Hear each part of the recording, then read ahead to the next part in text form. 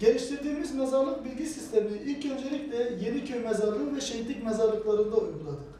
2021 yılında vatandaşlarımızdan gelen yoğun talep üzerine, işte biz vatandaşlarımız yakınlarımızın mezar yerlerini bulamıyoruz veya yakınlarımız hangi mezarlıkta bulunmaktadır bilemiyoruz veya mezarlığa girdiğimizde yakınımızın mezarlığına kolaylıkla erişmek istiyoruz şeklinde talepler üzerine bu uygulamayı geliştirmeye başladık. Diyarbakır Büyükşehir Belediyesi mezarlık bilgi sistemi, mezarlık coğrafi bilgi sistemi aslında.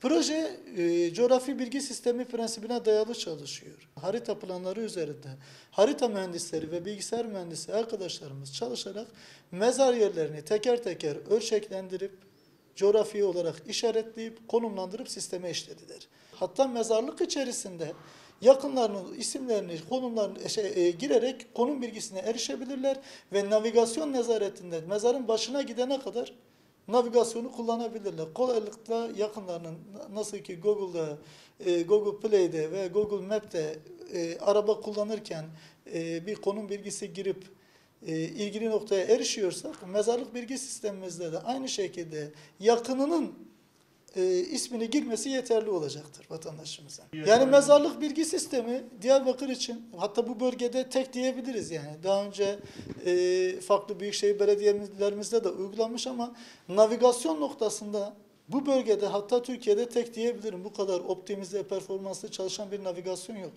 Şurada aramak istediğimiz mevtanın adını, soyadını yazarak yattığı yeri, yattığı mezarı kolayca bulabiliyoruz. Kişilerin mezarlarına kolayca erişebiliyorlar.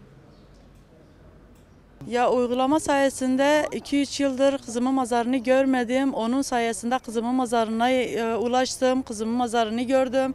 Yani çok güzel bir şeye değinmişsiniz. Allah sizden razı olsun. Güzel yani çok güzel. Onun sayesinde kızımın mezarını buldum yani. Yanlarında bayağı bir mezar yapılmıştı. Bir de düz zemin olmuştu. Ekstradan giriş kapıyı kapattılar. Başka bir kapı açtılar. O kapıdan içeri girdiğimizde karıştırıyorduk. Bulamıyorduk. Ama bu uygulama sayesinde direkt bizi götürüyor, tam mezarın başına götürüyor yani.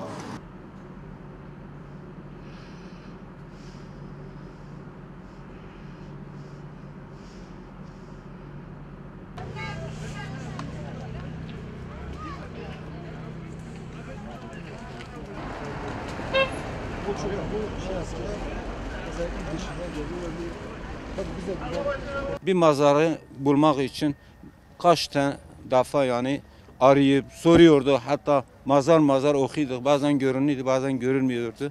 Şimdi mazarlar çoğaldıkça bir de birbirine yakındır.